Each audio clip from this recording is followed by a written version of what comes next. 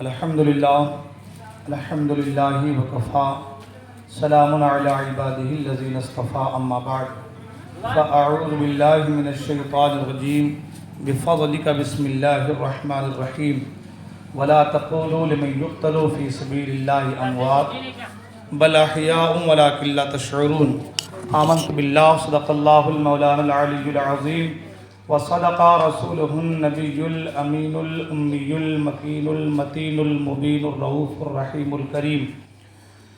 خطبہ مسنہ کے بعد جس آیت مبارکہ کو میں نے تلاوت کرنے کا شرف حاصل کیا ہے، آیت مبارکہ کی روشنی میں کچھ باتیں عرض کرنے سے پیشتر آئی آپ اور ہم سب مل کر سب سے پہلے تاجدار مدینہ، راحت قلب و سینہ، معطر پسینہ، فیض گنجینہ، باعث نزول سکینہ، نبی الانبیاء رسولوں کے پیشوا، ہادی اسب الختم الرسل، احمد مجتبیٰ محمد عربی روحی فدا صلی اللہ تعالی وسلم کی بارگاہ میں درود پاک نذران عقیدت پیش کریں اور پڑھیں بآواز ابن اللہم صلی علی سیدنا مولانا محمد معدن الجود والکرم والہ الکرام ابنہ الکریم بارک وسلم صلو علیہ صلاۃ و سلام علیک یا رسول اللہ صلی اللہ تعالی علیہ وسلم۔ حضرات محترم، آج کے اس مقدس محفل میں کچھ باتیں عرض کرنے سے پیشتر منقبت امام حسین کے 2-3 اشعار پیش کرنے کی سعادت حاصل کر رہا ہوں، توجہ کا طالب ہوں، توجہ کے ساتھ سماعت فرمائیں۔ کہہ اٹھی زمین کربلا آ گئے حسین آ گئے، کہہ اٹھی زمین کربلا آ گئے حسین آ گئے، ظلم کا کریں گے خاتمہ آ گئے حسین آ گئے، کہہ اٹھی زمین کربلا آ گئے حسین آ گئے، گھر کا گھر لٹانے کے لیے دین کو بچانے کے لیے، گھر کا گھر لٹانے کے لیے دین کو بچانے کے لیے، کربلا کی ریت پر شہا آ گئے حسین آ گئے، کربلا کی ریت پر شہا آ گئے حسین آ گئے، اور ساتھ میں ہے مصطفیٰ کا پیار، ہاتھ میں علی کی ذوالفقار، ساتھ میں ہے مصطفیٰ کا پیار، ہاتھ میں علی کی ذوالفقار، یزیدیوں کا ہوگا خاتمہ آ گئے حسین آ گئے، کہہ اٹھی زمین کربلا آ گئے حسین آ گئے۔ درود پاک پڑھیں، اللہم صلی علی سیدنا مولانا محمد بارک وسلم صلو علیہ صلاۃ و سلام علیک یا رسول اللہ صلی اللہ تعالی وسلم۔ حضرات محترم، کل کے مجلس میں امام مسلم رضی اللہ عنہ کی شہادت اور آپ کے بچوں کی شہادت اور ساتھ ہی ساتھ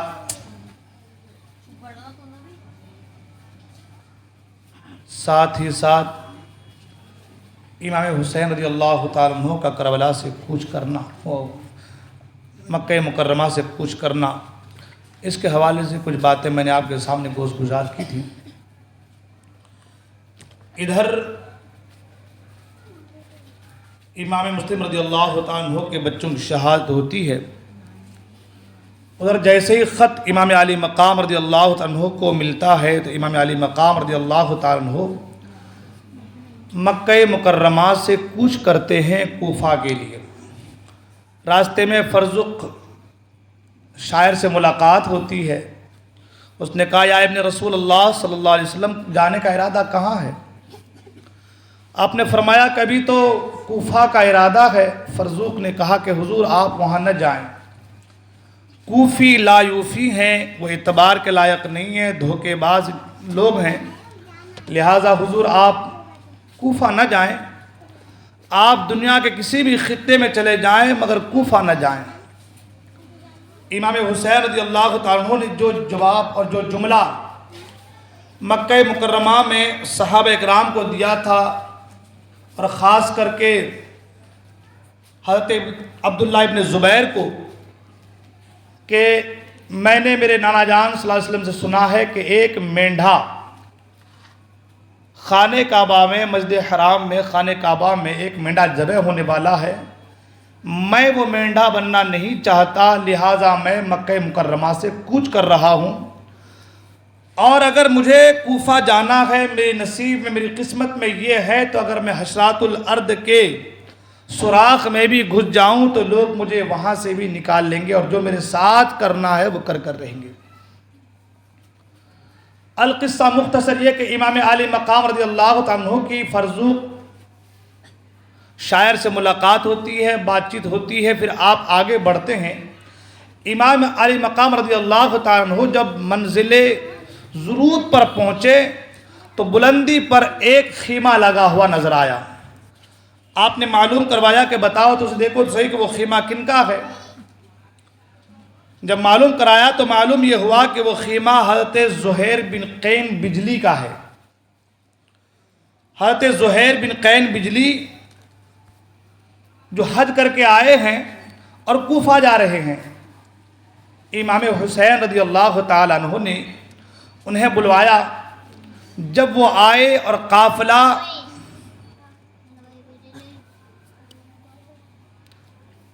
اہل بیت کا منظر دیکھا تو اچانک انہیں ایک بات یاد آ گئی اور ان کا چہرہ خوشی سے چمکنے لگا۔ ان کے ساتھیوں سے کہا کہ میرا خیمہ امام علی مقام رضی اللہ تعالیٰ عنہ کے خیمے کے پاس لگا دو۔ پھر اپنے ساتھیوں سے فرمایا کہ جسے شہادت کی تمنا ہو وہ میرے ساتھ رہے، اور جو گھر جانا چاہتا ہو وہ چلا جائے۔ پھر اپنی بیوی صاحبہ کو بلا کر کہا، میں امام پاک کے ساتھ جا رہا ہوں، زندگی کا اب کوئی بھروسہ نہیں، لہذا تم میرے مال سے جتنا چاہو لے لو اور اپنے ماں باپ کے گھر چلی جاؤ۔ بیوی صاحبہ نے روتے ہوئے عرض کیا، آپ امام عالی مقام کی خدمت کے لیے ان کے ساتھ جا رہے ہیں تو میں سیدہ فاطمہ زہرا رضی اللہ تعالی عنہا کی صاحبزادیوں کی لونڈی بن کر چلوں گی۔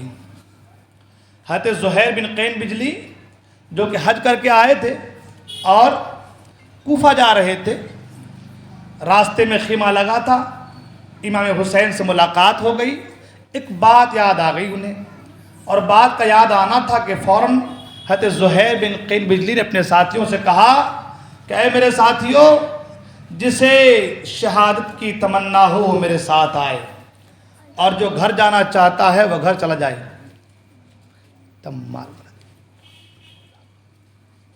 جو گھر جانا چاہتا ہے وہ گھر چلا جائے۔ اپنی بیوی سے کہا کہ جتنے بھی تمہیں مال و دولت کی ضرورت ہے میرے مال سے لے لو اور اپنے ماں باپ کے گھر چلی جاؤ۔ بیوی کہتی ہیں، میرے شوہر نامدار، آپ جا رہے ہیں نواسہ رسول کے ساتھ لڑنے کے لیے، آپ جا رہے ہیں اللہ کے رسول کے نواسوں کے ساتھ جان لٹانے کے لیے، اور آپ مجھے گھر بھیج رہے ہیں۔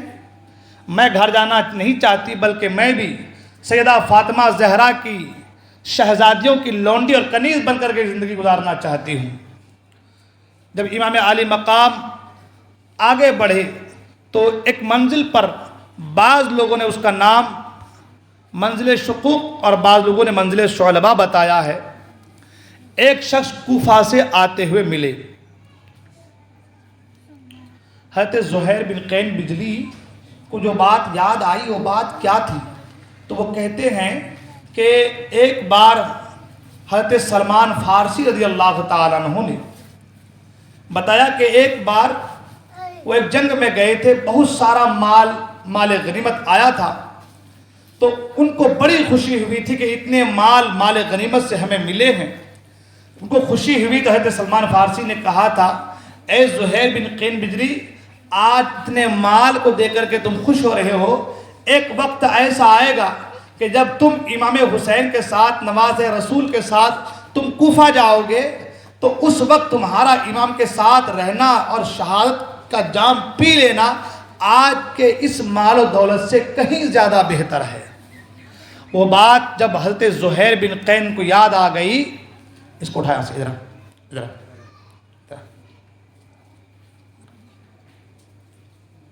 یہاں بیٹھے درود پاک پڑھے، اللہم صلی علی سیدنا مولانا محمد بارک وسلم صلی علیہ صلاۃ و سلام علیک یا رسول اللہ صلی اللہ تعالی وسلم۔ عرض یہ کر رہا تھا کہ حضرت زہیر بن قین کو بات یاد آ گئی کہ اس وقت جو مال و غنیمت جو ملا تھا اس سے کہیں زیادہ خوشی امام حسین کے ساتھ تمہیں کربلا کوفہ جانے میں ہوگی۔ جب یہ بات حضرت زہیر بن قین کو یاد آ گئی تو آپ نے اپنے ساتھیوں سے کہا تم اپنے اپنے گھر کو جاؤ، جسے مرنا ہے، شہادت کا جام پینا ہے، وہ امام حسین کے ساتھ آ جائے، اور جسے گھر جانا ہے وہ گھر جا سکتا ہے۔ اپنی بیوی کو بھی طلاق دے دیا، بعض روایتوں میں ہے کہ طلاق دے دیا، اور بعض روایتوں میں آیا ہے کہ بیوی سے کہا کہ تم اپنے ماں باپ کے یہاں چلی جاؤ۔ مگر بیوی بھی وفادار اہل بیت تھی، وہ کہنے لگی کہ میرے شوہر، میرے سرتاج، آپ مجھے بھیج دے رہے ہیں، جب آپ لڑنا چاہتے ہیں، آپ جان دینا چاہتے ہیں نواز رسول کی خاطر، تو میں بھی فاطمہ زہرا کی شہزادیوں کے ساتھ اپنی زندگی گزار کر کے ان کے کنیزوں میں اپنا نام شمار کرنا چاہتی ہوں۔ اس طریقے سے حضرت زہیر بن قین اور آپ کی بیوی دونوں امام عالی مقام رضی اللہ تعالیٰ عنہ کے خیمے میں شامل ہو گئے۔ جب منزل شعلبہ پر پہنچے تو ایک شخص کوفہ سے آتے ہوئے ملے، آپ نے انہیں تنہائی میں بلا کر کوفے والوں کا حال پوچھا تو انہوں نے حضرت مسلم اور حضرت ہانی رضی اللہ تعالیٰ عنہ کا حال سنا کر بتایا کہ ان حضرات کے سروں کو دمشق بھیج دیا گیا ہے۔ اللہ اکبر! حضرت ہانی اور حضرت مسلم کی شہادت کی خبر اس آتے ہوئے شخص نے حضرت امام حسین رضی اللہ تعالیٰ عنہ کو بتایا۔ امام حسین رضی اللہ تعالیٰ عنہ نے جب اپنے بھائی کے حال کو سنا اور حضرت ہانی کی شہادت کی خبر سنی تو امام عالی مقام رضی اللہ تعالیٰ عنہ کو بڑا رنج ہوا، بڑی تکلیف ہوئی۔ آپ نے انا للہ انا الیہ راجعون پڑھا، اور ادھر خبر پہنچی امام مسلم کے تعلق سے۔ اس سفر میں امام مسلم رضی اللہ تعالیٰ عنہ کے ایک صاحبزادی جن کی عمر شریف کم و بیش 18 سال تھی، وہ بھی ساتھ تھی، تو آپ انہیں بہت پیار کرنے لگے، حضرت امام مسلم کی شہزادی کو بہت پیار کرنے لگے، بہت محبت کرنے لگے، سر پر ہاتھ پھیرنے لگے۔ حضرت امام مسلم کے صاحبزادی کہتی ہیں، اے چچا جان، کیا بات ہے کہ آج آپ میرے سر پر ہاتھ پھیر رہے ہیں، اس طریقے دست شفقت فرما رہے ہیں جیسے کہ کوئی یتیم کے سر پر ہاتھ پھیر رہا ہے۔ اللہ اکبر! امام عالی مقام رضی اللہ تعالیٰ عنہ نے جب امام مسلم کی صاحبزادی کی یہ بات کو سنا تو امام حسین رضی اللہ عنہ کی آنکھوں میں آنسو آ گئے اور فرمایا کہ میری بیٹی، کیا تم اس بات پر خوش نہیں ہو کہ آج تمہارے باپ کی جگہ پر میں ہوں؟ یعنی جو چیزیں یا جو معاملات، جو حقوق تمہارے باپ تمہارے ادا کرتے، وہی حقوق میں تمہارے ادا کروں گا۔ تم مجھے اپنا باپ کہہ سکتی ہو، تم مجھے اپنا باپ سمجھو، اور غم نہ کرنا، زندگی کے ہر موڑ پر جس طریقے سے باپ اپنی بیٹی کا سہارا بنتا ہے میں تمہارا خیال رکھوں گا۔ اللہ اکبر! آپ سب ذرا جانتے ہیں جو اہل بیت اطہار ہوتے ہیں، جو اللہ کے رسول صلی اللہ علیہ وسلم کے گھرانے والے ہوتے ہیں، وہ اپنے تو اپنے پرائے کا اس قدر خیال رکھتے ہیں، پرائوں کو، غیروں کو تکلیف نہ ہو اس کا خیال رکھتے ہیں۔ یہاں تو امام مسلم جو کہ بھائی ہیں، چچازاد بھائی ہیں، ان کی صاحبزادی ہے، اور ان کی صاحبزادی ہیں جن کی عمر تقریباً 18 سال بتایا گیا ہے۔ آپ دست شفقت پھیرتے ہیں، تسلی دیتے ہیں اور کہتے ہیں میری بیٹی صبر کرو، اللہ تبارک و تعالی ہمارے ساتھ ہے۔ اللہ اکبر! اس طریقے سے اب یہ قافلہ آگے بڑھتا گیا، اب حال یہ کہ کچھ دور چلنے کے بعد منزل ثعلبہ پر، جیسا کہ میں نے آپ کو بتایا کہ منزل ثعلبہ پر جب آپ پہنچے تو کچھ دیر آرام کرنے کے لیے وہاں پر ٹھہر گئے، تھوڑی دیر جو ہے آرام کرنے کے لیے رک گئے، اور آپ تھوڑی دیر وہیں رک کر روتے ہوئے بیدار ہوئے۔ جب آپ سو کر اٹھے تو روتے ہوئے بیدار ہوئے۔ حضرت زینب اور حضرت کلثوم رضی اللہ تعالیٰ عنہ وہ حیرت سے رونے کی وجہ پوچھی تو آپ نے فرمایا کہ ابھی نانا جان صلی اللہ علیہ وسلم کو خواب میں دیکھا کہ فرما رہے ہیں اے میرے لختے جگر اب تم جلدی ہمارے پاس آنے والے ہو۔ یہ سنتے ہی میری آنکھ کھل گئی۔ اللہ اکبر۔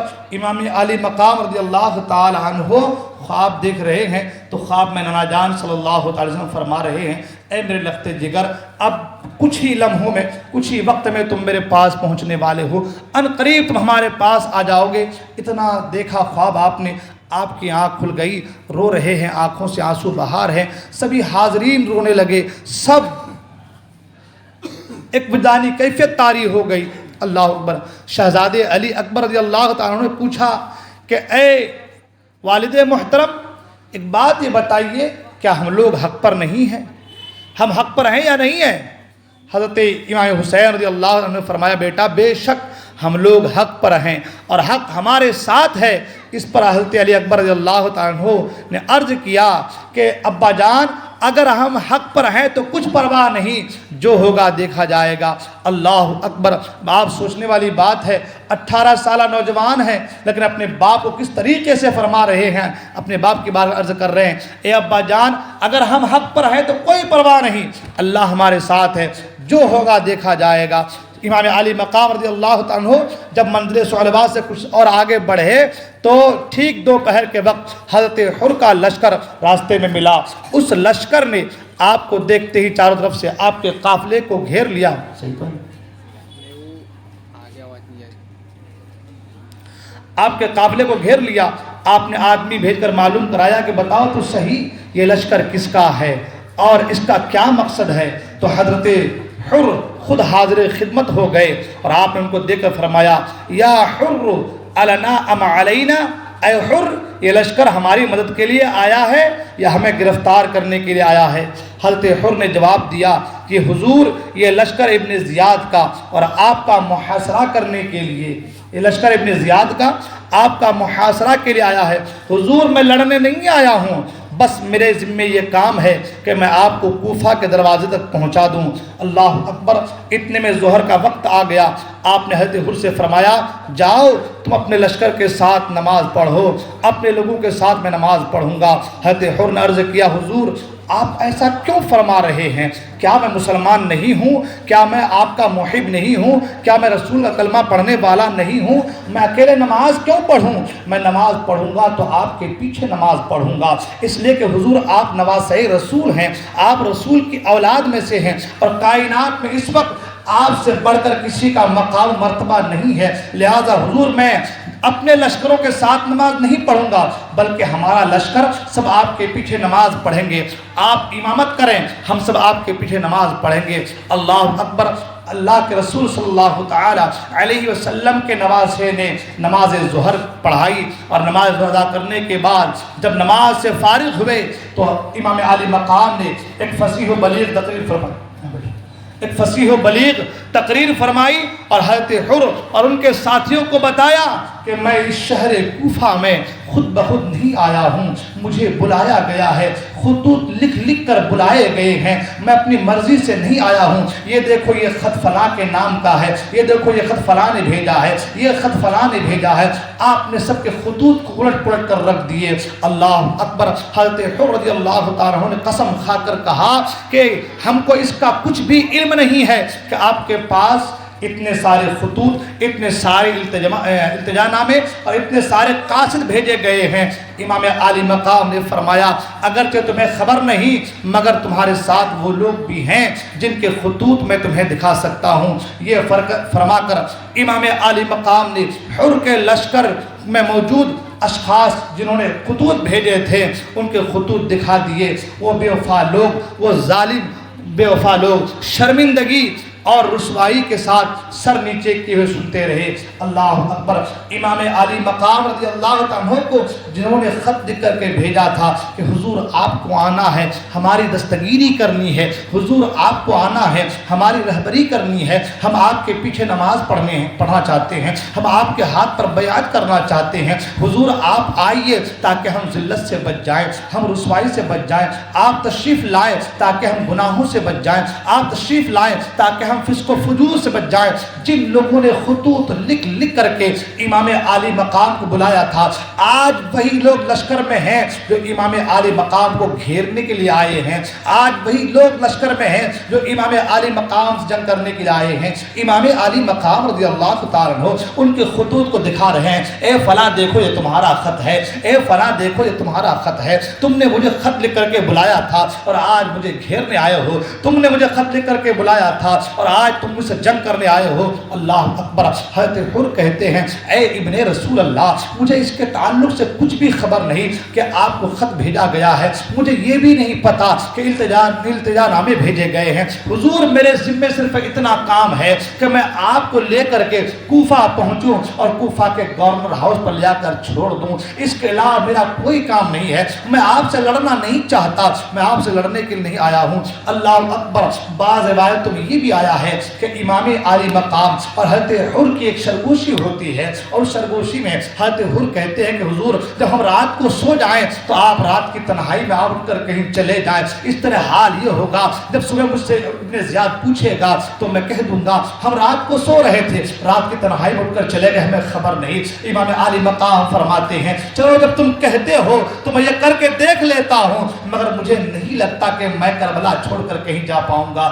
اللہ اکبر۔ رات کی تنہائی ہے، حضرت حر کے ساتھی سو جاتے ہیں، امام عالی مقام رضی اللہ تعالیٰ اپنے ساتھیوں سے کہتے ہیں چلو اور ہم چلتے ہیں، اور سب جو ہے قافلہ چلنے لگتا ہے۔ جب صبح ہوتی ہے تو کیا دیکھا، جب صبح ہوتی ہے تو کیا دیکھا، قافلہ وہی کا وہی ہے جہاں سے نکلے تھے۔ امام عالی مقام فرماتے ہیں مرضی مولا از ہما اولاد۔ اللہ اکبر۔ اللہ کی جو مرضی ہے، جو منشا ہے، وہ ہو کر رہے گی، وہ ہونا ہی ہونا ہے۔ امام حسین کو میدان کارزار میں شہید ہونا ہے تو ہونا ہے، امام کے چاہنے والوں کو میدان کرب و بلا میں سر کٹانا ہے تو کٹانا ہے۔ اللہ اکبر۔ امام عالی مقام رضی اللہ تعالیٰ وہاں سے نکلتے ہیں۔ ایک روایت کے مطابق یہ ہے کہ امام عالی مقام رضی اللہ تعالیٰ حر کے قافلے کے ساتھ ساتھ اپنے قافلے کو لے کر چلتے ہیں، ایک میدان پر پہنچتے ہیں جس میدان کے تعلق سے ایک محرم الحرام سے 10 محرم الحرام تک ہم سنتے آ رہے ہیں، جس میدان کو ہم اور آپ میدان کربلا کہتے ہیں، جس میدان کو میدان کرب و بلا بھی کہتے ہیں، جس میدان کو اللہ اکبر، جس میدان کے حوالے سے حضرت علی رضی اللہ تعالیٰ نے جنگ صفین کے موقع پر کہا تھا یہ وہی میدان ہے جس میدان کو ماریا کہا گیا ہے، یہ وہی میدان ہے جس میدان میں ابن رسول اللہ کے خون بہائے جائیں گے، یہ وہی میدان ہے جس میدان میں حسین کے ساتھیوں کے سروں کو نیزے پہ رکھا جائے گا، یہ وہی میدان ہے جس میدان میں امام حسین اعظم کے جو ہے بیٹے علی اکبر کی جوانی لٹے گی، حضرت قاسم کی جوانی لٹے گی، حضرت علی اصغر کا گلا چھیدا جائے گا۔ اللہ اکبر۔ فرماتے یہی وہ میدان ہے جس میدان میں عباس علم بردار کے بازو کاٹے جائیں گے، یہی وہ میدان ہے جس میدان میں عبداللہ بن حسن کو جو ہے شہید کیا جائے گا۔ اللہ اکبر۔ امام عالی مقام رضی اللہ تعالیٰ جب اس میدان پر پہنچتے ہیں تو اپنے ساتھیوں سے پوچھتے ہیں ذرا پتہ لگاؤ تو صحیح یہ میدان کون سا میدان ہے، اس میدان کا نام کیا ہے، اس جگہ کو کیا کہتے ہیں۔ جب معلوم کرایا گیا تو معلوم ہوا اس میدان کو میدان ماریا کہتے ہیں۔ کہا اس کا کوئی اور بھی نام ہے تو کہا ہاں اس میدان کو میدان کربلا کہتے ہیں۔ اتنا سننا تھا، امام عالی مقام اپنے ساتھیوں سے کہتے ہیں اونٹوں کے کجاوے کو کھول دیا جائے، اپنے اپنے جو ہے خیمے لگا دیے جائیں، اونٹوں کو باندھ دیا جائے، اس لیے کہ جو ہماری منزل ہے ہم اس منزل پر آ چکے ہیں، جہاں ہمیں پہنچنا تھا اللہ نے ہمیں پہنچا دیا ہے۔ یہی وہ سرزمین ہے جس سرزمین کی مٹی کو میرے نانا جان نے حضرت ام سلمہ کو دیا ہے، یہی وہ مٹی ہے یہی وہ میدان ہے جس میدان کی مٹی کو میرے نانا جان نے حضرت ام الفضل کو دیا ہے، یہی وہ میدان ہے جس میدان کے تعلق سے نانا جان نے مجھ سے کہا تھا اے حسین اعظم تمہیں ایک دن ایک میدان میں پہنچنا ہے، جس میدان کو میدان کرب و بلا کہا گیا ہے، وہ کرب و بلا کا میدان ہوگا، بڑا دردناک معاملہ ہوگا۔ اللہ اکبر۔ امام علی مقام رضی اللہ تعالیٰ عنہ اپنے ساتھیوں سے کہتے ہیں پڑاؤ ڈال دیا جائے، خیمے لگا دیا جائے، اونٹوں کو باندھ دیا جائے، کھجاوے اتار دیے جائیں، اس لیے کہ اب ہمیں آگے جانا نہیں ہے، یہی وہ منزل ہے کہ جہاں ہمیں رکنا ہے، جہاں سر کٹیں گے، جہاں عباس لمبردار کے بازو کٹیں گے۔ اللہ اکبر۔ امام علی مقام رضی اللہ تعالیٰ عنہ جب میدان کربلا میں پہنچتے ہیں، اور میدان کربلا پر پہنچنے کے بعد میدان کربلا کے حالزار کو پوچھتے ہیں، اس کے نام کو پوچھتے ہیں، پھر اپنا خیمہ لگا دیا جاتا ہے۔ حضرت حر کا خیمہ بھی لگ گیا ہے، امام علی مقام بھی ساتھ ہیں۔ اللہ اکبر۔ امام علی مقام رضی اللہ عنہ زبان حال سے ارشاد فرماتے ہیں، جس کو شاعر نے اپنی زبان میں کہا ہے، یہی مقام ہے جہاں ہم ستائے جائیں گے، یہی جگہ ہے ذبح ہم کو یہاں بنائیں گے، پڑا رہے گا یہاں میرا لاشا بے سر، چلے گا حلق پہ میرے اسی جگہ خنجر، یہاں ہمارے اعزا بھی قتل ہوئیں گے، یہاں ہمارے احبا بھی قتل ہوئیں گے، یہ وہ جگہ ہے جہاں تڑپے گا لاشا قاسم، یہ وہ مقام ہے جہاں قتل ہوں گے بنی ہاشم، یہاں ہی اہل حرم جو روز ظلم اٹھائیں گے یہاں سے ہو کے مقید دمشق جائیں گے، اسی مقام پہ اب سب کا خاتمہ ہوگا، حرم کے سر پہ فقط عابدہ ہوگا۔ اللہ اکبر۔ امام علی مقام رضی اللہ عنہ میدان کربلا میں پہنچے تو یہ محرم کی جو ہے 61 ہجری کی دوسری تاریخ تھی، محرم کی دوسری تاریخ ہے، سن 61 ہجری ہے، جمعرات کا دن ہے، اور جیسا کہ آپ نے پہلے پڑھا ہے، آپ نے جو ہے سنا ہے، اللہ اکبر، کہ اس مقام کو میدان کربلا کہا گیا ہے۔ کربلا ہی وہ جگہ ہے جہاں اہل بیت رسالت کو راہ حق میں اپنے خون کی ندیاں بہانی ہوگی۔ اللہ اکبر۔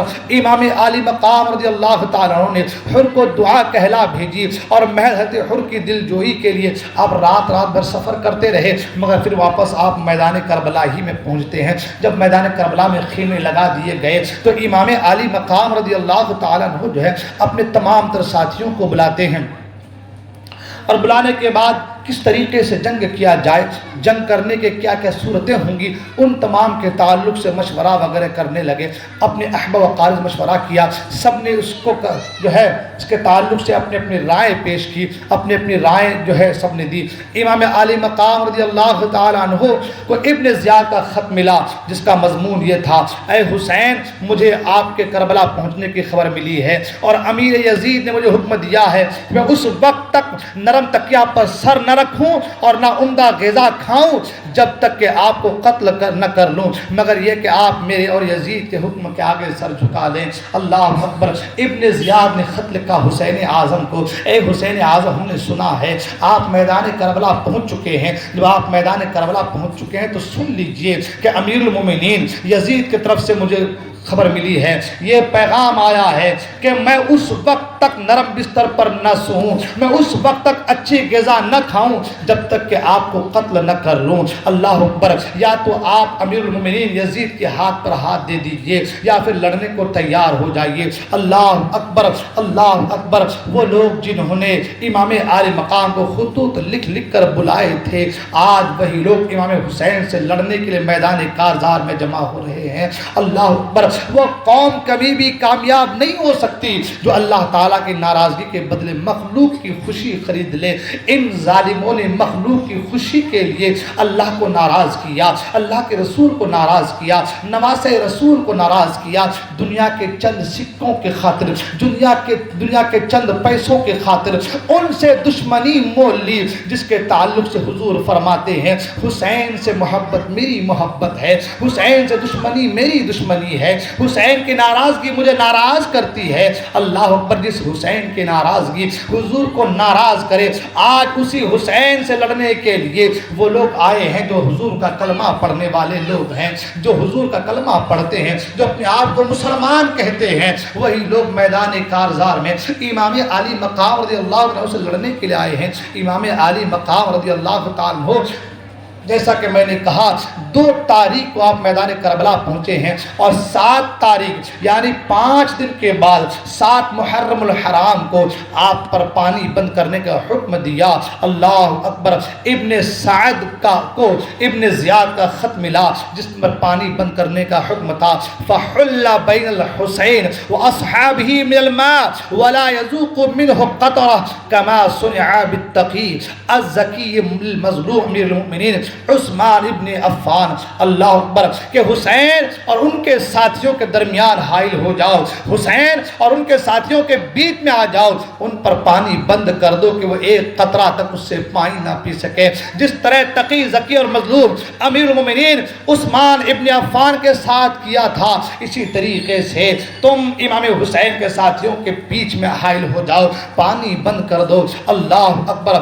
عمر بن سعد نے عمر بن حجاج کو 500 سواروں کے ایک لشکر پر افسر مقرر کر کے جو ہے دریائے فرات پر مقرر کر دیا، اور یہ لوگ دریائے فرات اور امام عالی مقام کے درمیان حائل ہو گئے، اور امام عالی مقام اور آپ کے ساتھی ایک ایک بوند جو ہے پانی نہ پی سکے۔ شاعر نے کیا خوب کہا تھا، حاکم کا حکم یہ ہے کہ پانی بشر پیے، پانی شتر پیے، گھوڑے پیے، سوار پیے، سب اہل ہنر پیے، جانور تک پانی پیے، تو منع تم نہ کیجیو، ایک فاطمہ کے لال کو پانی نہ دیجیو۔ وہ نہر فرات جو جوشیں مار رہا تھا، اس نہر فرات سے جانوروں کو پانی پینے کا حکم تھا، چرند و پرند کو پانی پینے کا حکم تھا، درندوں کو پانی پینے کا حکم تھا، گھوڑوں کو اونٹوں کو پانی پینے کا حکم تھا، مگر حسین کے چاہنے والوں پر پانی بند تھا۔ مجھے بتاؤ دنیا میں کوئی ایسی تاریخ مل پائے گی کہ پانی کا ایک وافر مقدار میں پانی ہے، جانوروں کو پانی پینے کی اجازت ہے، مگر انسانوں پر پانی بند ہے؟ کتنی تکلیفیں دی گئی نواسے رسول کو، کیا کیا مشقتیں برداشت کی نواسے رسول نے دین کی خاطر۔ ایک قوم کے نوجوانوں، ایک قوم کے دیالو مسلمانوں میں پوچھنا چاہتا ہوں، جس حسین اعظم نے دین کی خاطر اتنی قربانیاں پیش کی ہے کہ آج اسی حسین کے نام پر بیٹھنے والے، اسی حسین کے نام پر ہم لوگ جمع ہونے والے یہ لوگ، کیا ہم آج اسے تہیہ یا نہ کر لیں کہ ہمیں سب کچھ گوارا ہوگا مگر نماز چھوڑنا گوارا نہیں؟ اس لیے کہ حسین نے نماز کی خاطر، عقیدے کی خاطر، ایمان کی خاطر، اعمال کی خاطر، دین کی خاطر، شریعت کی خاطر، نبی کی سنت کی خاطر اپنے اوپر پانی بند کروا لیا ہے۔ اللہ اکبر۔ 7ویں محرم الحرام کی تاریخ ہے، امام حسین اور آپ کے ساتھیوں پر پانی بند ہے، سب کو پانی پینے کا حکم ہے، مگر چھوٹے چھوٹے بچے ہیں، علی اصغر بھی ہے، علی اکبر بھی ہے، حضرت سکینہ بھی ہے، اور جو ہے اون محمد بھی ہے، چھوٹے بچے بھی ہیں، نوجوان بھی ہیں، بوڑھے بھی ہیں، عورتیں بھی ہیں، بچے بھی ہیں، سب پر پانی بند کر دیا گیا ہے۔ اللہ اکبر۔ امام عالی مقام رضی اللہ تعالیٰ عنہ، ایک روایت یہ بھی ملتی ہے کہ امام عالی مقام رضی اللہ تعالیٰ عنہ کے ساتھیوں میں سے حضرت بری بن حضر حمدانی رحمت رضی اللہ تعالیٰ عنہ، جو اس زمانے کے بڑے عابد و زاہد تھے، امام عالی مقام سے اجازت لے کر کے عمر بن سعد کے پاس آئے اور اس کے خیمے میں داخل ہو کر بے سلام کیے بیٹھ گئے۔ ابن سعد آگ بگلا ہو گیا اور کہا کہ اے حمدانی کیا بات ہے، کیا میں مسلمان نہیں ہوں جو سلام تک سے محروم ہوں؟ اس پر حضرت بریر حمدانی رضی اللہ تعالیٰ نے فرمایا، جس کا مفہوم حضور صلی اللہ علیہ وسلم نے فرمایا، المسلم من سلم المسلمون من لسانہ و یدہ، یعنی مسلمان وہ ہے جس کے ہاتھ اور زبان سے مسلمان سلامت رہے۔ اور تو کیسا مسلمان ہے کہ فرزند رسول کا دشمن بنا ہوا ہے؟ حضرت بریر حمدانی نے کہا عمر بن سعد سے کہ اے ابن سعد تو کیسا مسلمان ہے، تجھے سلام کروں تو کیسے کروں؟ تو کہتا ہے کہ میں مسلمان نہیں ہوں جو سلام نہیں کیا، تجھے سلام کیسے کروں؟ کیا تو نے مصطفیٰ کریم کی حدیث کو نہیں سنا ہے؟ مصطفیٰ کریم نے فرمایا کہ مسلمان وہی ہے جس کے ہاتھ سے اور زبان سے مسلمان سلامت رہیں۔ مجھے بتا تو صحیح، تو نے نواز رسول پر پانی بند کر دیا ہے، میں تجھے سلام کیسے کروں؟ اللہ اکبر۔ فرماتے ہیں تف ہے تمہارے دعوے اسلام پر، تف ہے تمہارے دعوے اسلام پر، غضب خدا کا فرات کے پانی سے جانور سیراب ہو جائیں اور اہل بیت تھار اور فرزندان امام جو پیاس سے جاں بلب ہوں ایک ایک قطرہ پانی کو ترسیں، تجھے رحم نہ آیا؟ ایک کم بخت حضرت سعد بن وقاص کا بیٹا ہو کر دنیا کا کتا بن گیا ہے۔ آپ جانتے ہیں یہ سعد کون ہے؟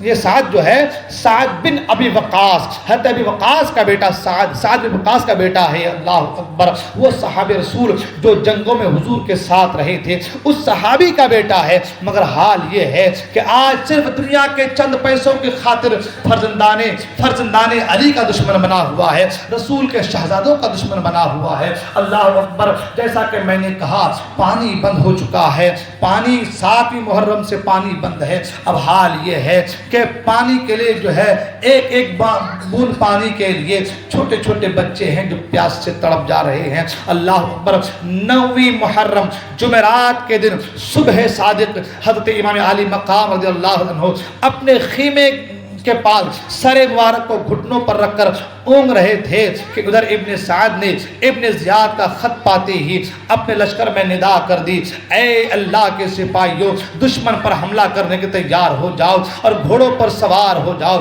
ابن سعد کی اس پکار سے امام علی مقام ابن سعد کی اس پکار سے لشکر یزید میں شور ہوا۔ اس شور کو سن کر حضرت امام علی مقام رضی اللہ عنہ کی بہن سیدہ زینب رضی اللہ عنہ نے آ کر کہا اپنے بھائی سے کہ اے میرے بھائی، آپ اونگ رہے ہیں، آپ سو رہے ہیں، آپ جگہیں تو صحیح، دیکھیں تو صحیح، یہ کیا ہو رہا ہے، یہ کیسا شور و گل ہے۔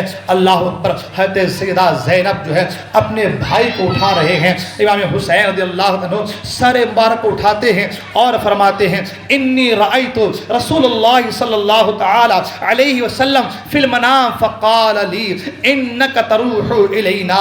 اللہ اکبر، امام علی مقام فرماتے ہیں اے میری بہن زینب، ابھی میری آنکھ لگ گئی تھی، خواب میں نانا جان صلی اللہ علیہ وسلم تشریف لائے اور نانا جان نے فرمایا انی رأیت رسول اللہ صلی اللہ علیہ وسلم، کہ میں نے ابھی خواب میں رسول کو دیکھا کہ حضور نانا جان مجھ سے فرما رہے ہیں، آپ نے مجھ سے فرمایا کہ تم ہمارے پاس ان قریب آنے والے ہو، تم جلد ہی ہمارے پاس آنے والے ہو۔ یہ سن کر حضرت سیدہ زینب رضی اللہ عنہ نے کہا کہ یا ویلتا ہو، ہائے مصیبت، ہائے مصیبت۔ امام علی مقام رضی اللہ تعالیٰ عنہ اپنی بہن کو صبر کی تلقین کرتے ہیں، صبر کرنے کے لیے فرماتے ہیں بہن زینب، تمہارے لیے مصیبت نہیں ہے بلکہ یہ تو اللہ تبارک و تعالی کی طرف سے تمہارا امتحان ہے، اللہ تم پر رحم کرے، صبر کرو اور خاموش رہو۔ حضرت عباس علمبردار آتے ہیں اور آ کر عرض کرتے ہیں حضور والا، آپ کی جانب حضور والا دیکھیں تو صحیح یہ کیسی آواز ہے، یہ کیسی شور و گل ہے۔ حضرت عباس رضی اللہ عنہ نے ادب سے عرض کیا کہ حضور آپ وہاں پر نہ جائیں بلکہ میں خود جاتا ہوں۔ امام علی مقام نے فرمایا اچھا جاؤ اور جا کر دیکھو، پتہ لگاؤ کیا بات ہے۔ اللہ اکبر، حضرت عباس رضی اللہ عنہ حضرت زہیر بن قین اور حضرت حبیب بن مظاہر وغیرہ کو لے کر کے ابن سعد کے لشکریوں کے پاس آئے اور ان سے آنے کا مقصد پوچھا۔ انہوں نے ابن زیاد کے حکم سے آگاہ کیا کہ اے حسین، یا تو ابن زیاد کے حکم پر گردن اطاعت خم کر دو ورنہ لڑنے کو، قتل ہونے کو تیار ہو جاؤ۔ حضرت عباس رضی اللہ تعالیٰ عنہ نے ابن سعد کے لشکریوں سے کہا ٹھہر جاؤ، جلدی نہ کرو، میں امام علی مقام سے بات کرتا ہوں، تمہارے آنے کے مقصد کو بیان کرتا ہوں۔ اللہ اکبر، حضرت عباس علمبردار امام علی مقام رضی اللہ تعالیٰ عنہ کو ان لوگوں کے آنے کا مقصد بیان کرتے ہیں۔ اللہ کے رسول صلی اللہ تعالیٰ علیہ وسلم کے نواز سے حضرت امام علی مقام رضی اللہ عنہ نے فرمایا ایسا کرو، ان سے کہہ دو کہ ایک رات کی مہلت دے دی جائے تاکہ ہم ایک رات دل کھول کر اللہ کی بندگی کر لیں، اللہ کو یاد کر لیں، سجدے کے مزے لوٹ لیں، ایک رات کی مہلت دے دی جائے۔ اللہ اکبر، اب 9ویں محرم کا دن گزار کر کے جو رات آتی ہے وہ 10ویں محرم کی رات ہے، وہ 10ویں شب ہے، اور یہ رات پوری رات امام عالی مقام اور آپ کے تمام رفقا اور آپ کے ساتھی اور آپ کے جانثار سب کے ہم تسبیح و تحلیل میں گزارتے ہیں. رات کا کچھ حصہ گزرتا ہے. امام عالی مقام رضی اللہ تعالیٰ عنہ اپنے ساتھیوں کو بلاتے ہیں اور بلانے کے بعد ایک تقریر کرتے ہیں, اللہ کی تعریف بیان کرتے ہیں اور خوشی و مسرت کا اظہار کرتے ہیں اور کہتے ہیں کہ لوگوں سنو, خوشی اور مسرت اور تنگی و تکلیف ہر حال میں اللہ کا شکر ادا کرنا چاہیے. اور میں ہر حال میں اللہ تعالیٰ کا شکر بجا لاتا ہوں کہ اللہ تعالیٰ نے ہمیں سننے والے کان دیے, دیکھنے والی آنکھیں دی اور دل دیا اور ہمیں قرآن سکھایا, دین کی سمجھ عطا فرمائی اور ہمیں اپنے شکر گزار بندوں میں کیا. میں اللہ تعالیٰ کا شکر ادا کرتا ہوں. میں اپنے کسی بھی ساتھی سے ناراض نہیں ہوں اور اپنے ساتھیوں سے زیادہ میں کسی کے ساتھی کو وفادار نہیں پاتا ہوں اور اس کسی کے ساتھی کو بہتر نہیں سمجھتا ہوں اور نہ کسی اہل بیت کو اپنے اہل بیت سے زیادہ نیکوکاری اور صلہ رحمی کرنے والا دیکھتا ہوں. اے میرے ساتھیوں, اللہ تعالیٰ تم سب کو میری طرف سے جزائے خیر عطا فرمائے.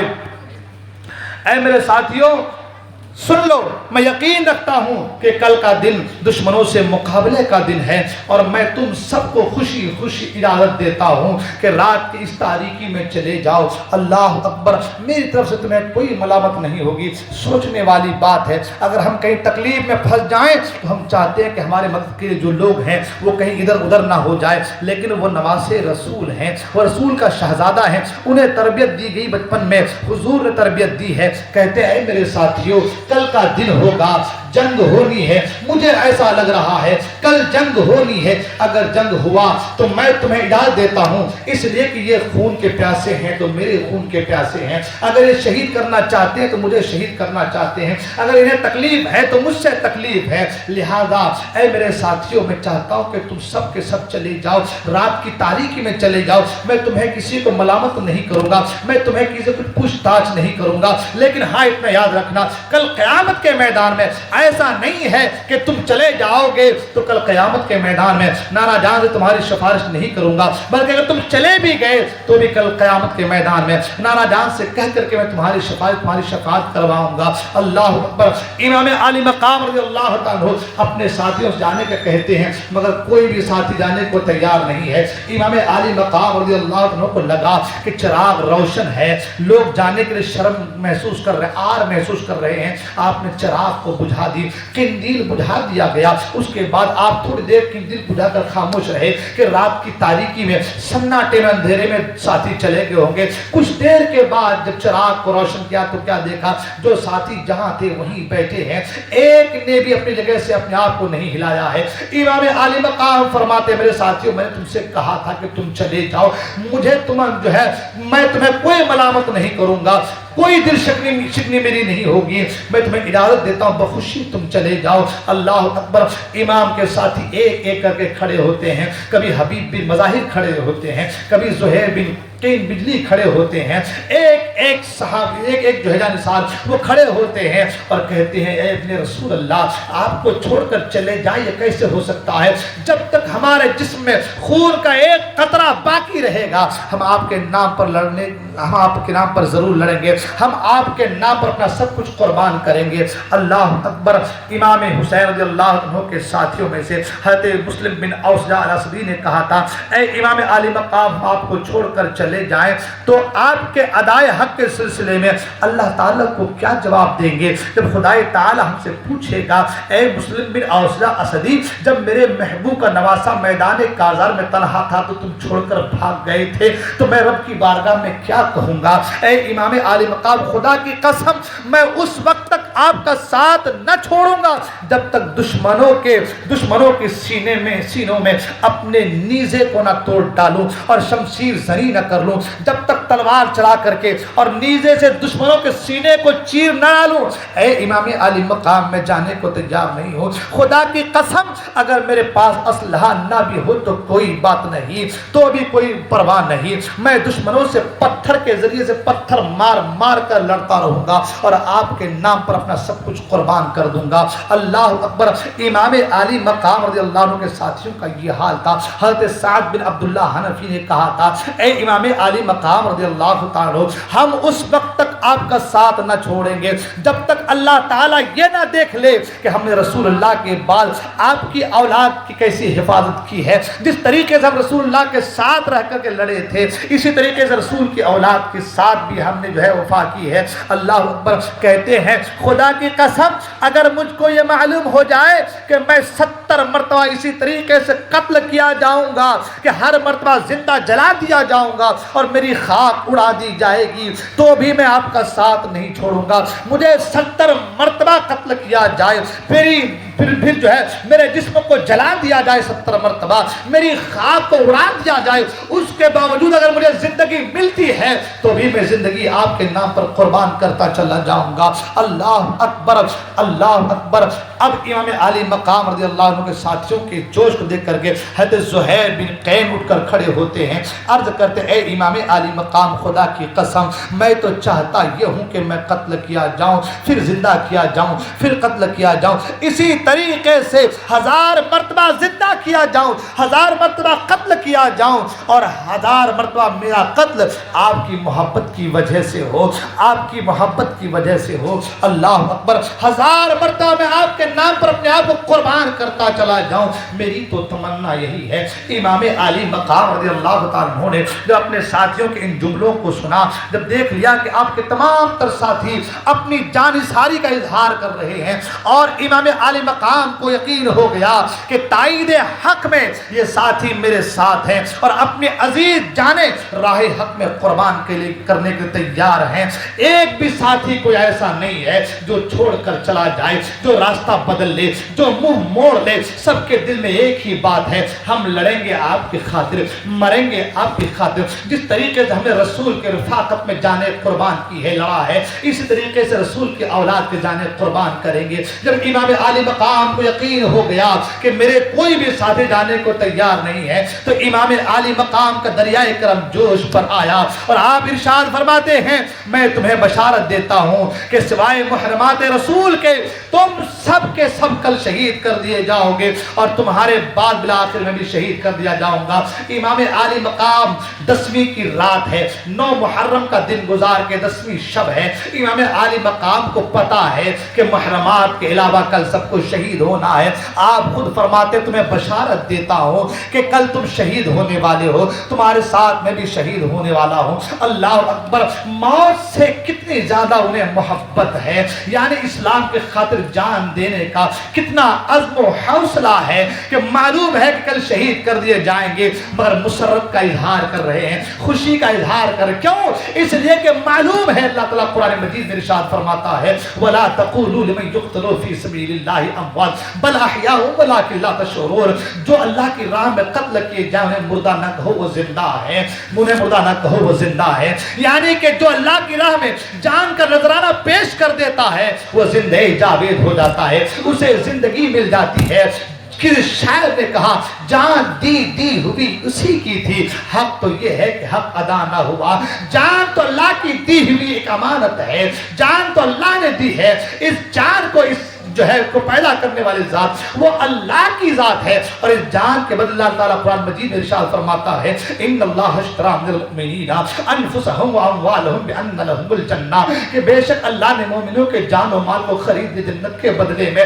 جان بھی دیا ہے جان کو خرید بھی لیا اللہ تعالیٰ نے جان دے کر کے جان کو خرید رہا ہے میرا رب تبارک و تعالیٰ اور کہہ رہا ہے میرے نام پر جان قربان کر دو گے تمہاری جان کو خرید لیا ہوں اس کا بدلہ میں تمہیں جنت عطا کروں گا. اور ایسی جنت کہ جس جنت کے تعلق سے تم سوچ بھی نہیں سکتے. قرآن نے یہاں تک کہا وَتَلَذُّ الْأَعْيُنُ جنت میں ایسی چیزیں ملیں گی کہ جس کے تعلق سے تمہاری آنکھوں نے کبھی دیکھا نہیں ہے تمہارے خیال نے کبھی سوچا نہیں ہے. ایسی چیزیں ایسی نعمتیں تمہیں جنت میں ملیں گی. اللہ اکبر. یہی وجہ ہے کہ امام عالی مقام نے کہا تھا میں تمہیں بشارت دیتا ہوں میں تمہیں خوشخبری دیتا ہوں کہ کل تم سب کے سب شہید کر دیے جاؤ گے اور تمہارے ساتھ میں بھی شہید کر دیا جاؤں گا. اللہ اکبر. امام عالی مقام فرماتے ہیں انتم تقتلون غدا ولا یغاث منکم تم سب کے سب کل شہید کر دیے جاؤ گے، کوئی زندہ نہ بچے گا۔ آپ کے ساتھیوں نے جب آپ کے جملے کو سنا تو ایک ساتھ سب نے ہاتھ کو بلند کیا اور واضحان انداز میں عرض کیا الحمدللہ الذی شرفنا بالقتل معک، اللہ تعالیٰ کا شکر ہے جس نے ہمیں آپ کے ساتھ جان قربان کر دینے کا شرف عطا فرما دیا۔ اللہ اکبر۔ آپ سوچے تو صحیح کہ ان کے دلوں میں کیا محبت تھی، ایمان، محبت تھی اسلام کی، کیسا ایمان تھا کہ قتل ہونا ہے، شہید ہونا ہے، تلواریں چلنی ہے، نیزے سینے میں اترنے ہیں، گھوڑے سے گرنا ہے، مگر اللہ کا شکر ادا کر رہے ہیں۔ الحمدللہ الذی شرفنا بالقتل معک، اللہ تعالیٰ کا شکر ہے جس نے ہمیں آپ کے ساتھ جان قربان کر دینے کا شرف عطا فرما دیا ہے۔ اللہ اکبر۔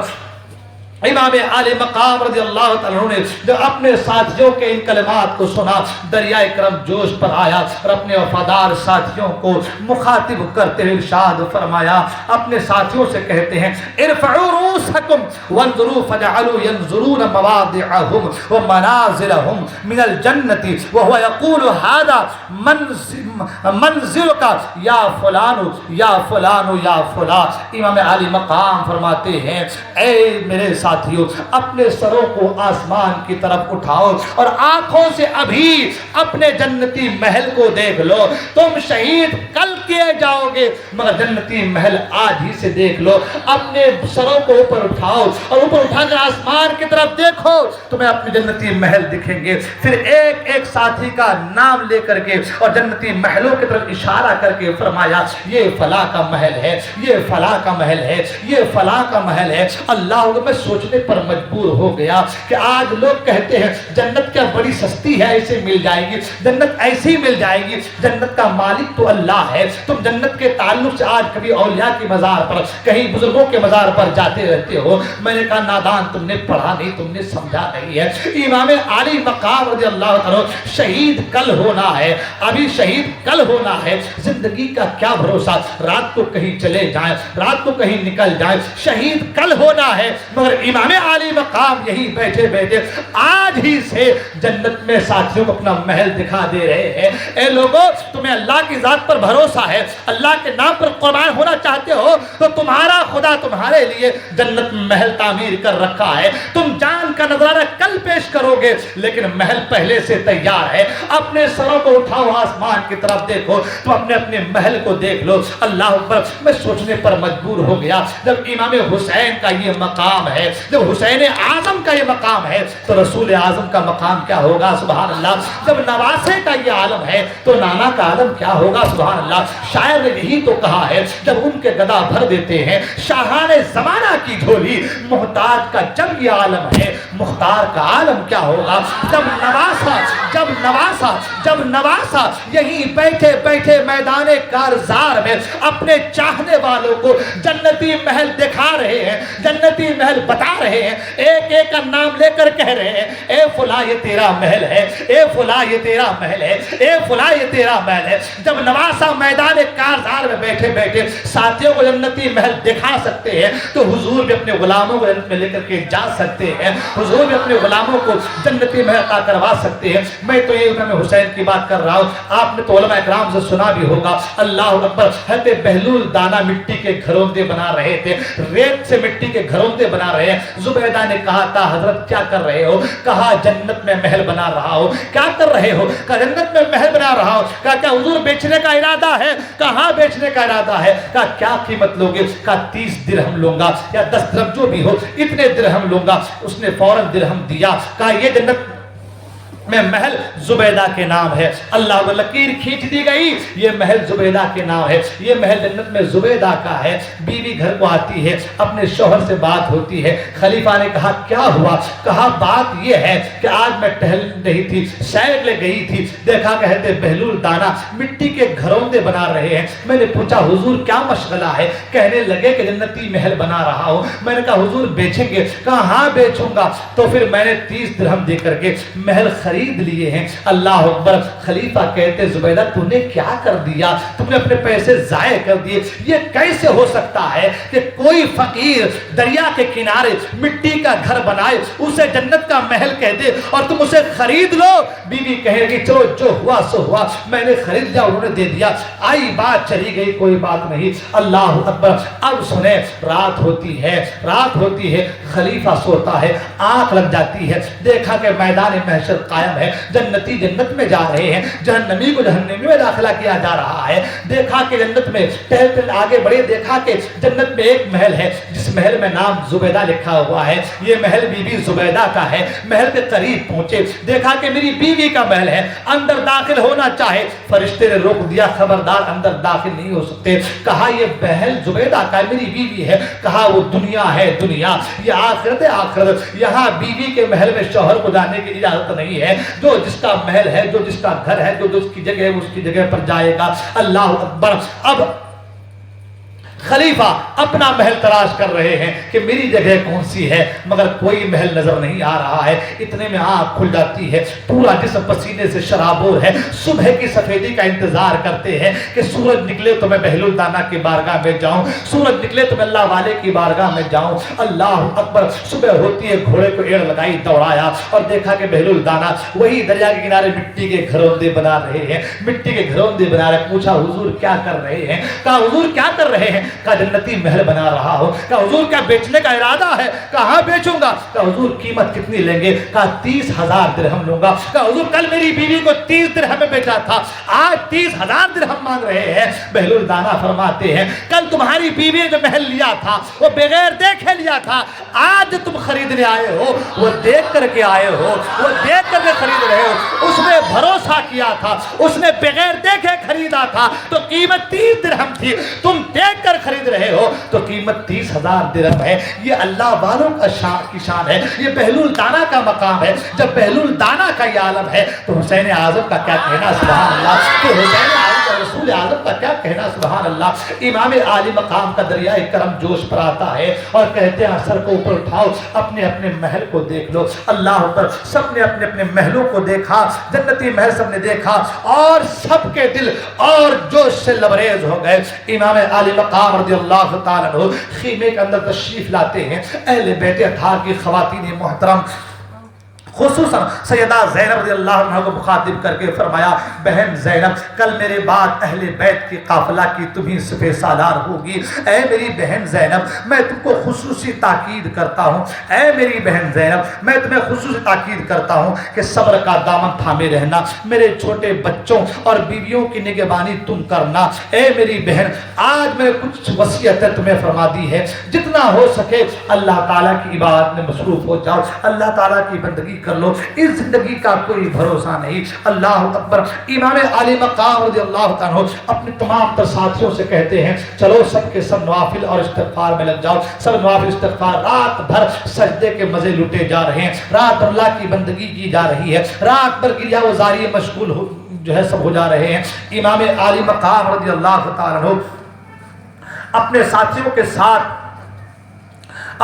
کے ساتھ عبادت میں مصروف ہیں، محو عبادت ہیں۔ سلطان الاولیاء حضرت خواجہ نظام الدین اولیاء محبوب الہی رحمت اللہ تعالی علیہ فرماتے ہیں کہ قطب الاقطاب حضرت بافرید گنج شکر رضی اللہ تعالی نے فرمایا کہ جس روز امام حسین رضی اللہ عنہ نے شہادت پائی اس رات ایک بزرگ نے حضرت سیدہ فاطمہ زہرا رضی اللہ تعالی عنہا کو خواب میں دیکھا کہ انبیاء اکرام کی ازواج مطہرات کے ساتھ میدان کربلا میں آئی ہیں اور دامن مبارک کو سمیٹے ہوئے دشت کربلا سے جہاں کے حضرت امام حسین رضی اللہ عنہ کو شہید ہونا تھا اس جگہ کو اپنی آستین مبارک سے صاف کر رہی ہیں۔ اللہ اکبر۔ امام عالی مقام جہاں شہید ہونا ہے اس جگہ کو حضرت فاطمہ زہرا اپنی آستین مبارک سے صاف کر رہی ہے، کنکریوں کو ہٹا رہی ہے۔ کیوں ہٹا رہی ہے؟ کل اس میدان میں میرا بیٹا شہید ہونا ہے، کل اسی میدان میں میرا بیٹا خاک میں آنا ہے۔ اللہ اکبر۔ کسی نے پوچھا تھا کہ آپ کون ہیں تو فرمایا کہ میں خاتون جنت اور شفیع روز محشر حضور اکرم صلی اللہ علیہ وسلم کی بیٹی حضرت فاطمہ زہرا ہوں۔ اللہ اکبر۔ کسی شاعر نے کہا کہ با آستین مبارک پاک مکینی گفت جس کو آپ نے اپنی آستین مبارک سے صاف کیا ہے، فرمایا یہ وہ مقام ہے جہاں ہمارا پیارا حسین سر دے گا اور شہادت پائے گا۔ اللہ اکبر، اللہ اکبر۔ امام عالی مقام رضی اللہ عنہ کل شہید ہونا ہے، اور آج آپ کی والدہ محترمہ اپنی آستین سے کربلا کے میدان کو صاف کر رہی ہے۔ بیٹے کا غم ہے، بیٹے کی محبت ہے کہ میرا لال کل اسلام کی خاطر جان کا نذرانہ پیش کرے گا۔ اللہ اکبر۔ اب ساری رات تسبیح و تحلیل میں گزرتی ہے، رات کا جو ہے پچھلا پہر ہے، امام عالی مقام رضی اللہ عنہ تسبیح و تحلیل میں، گریہ و زاری میں، اور صبح کو کیا کرنا ہے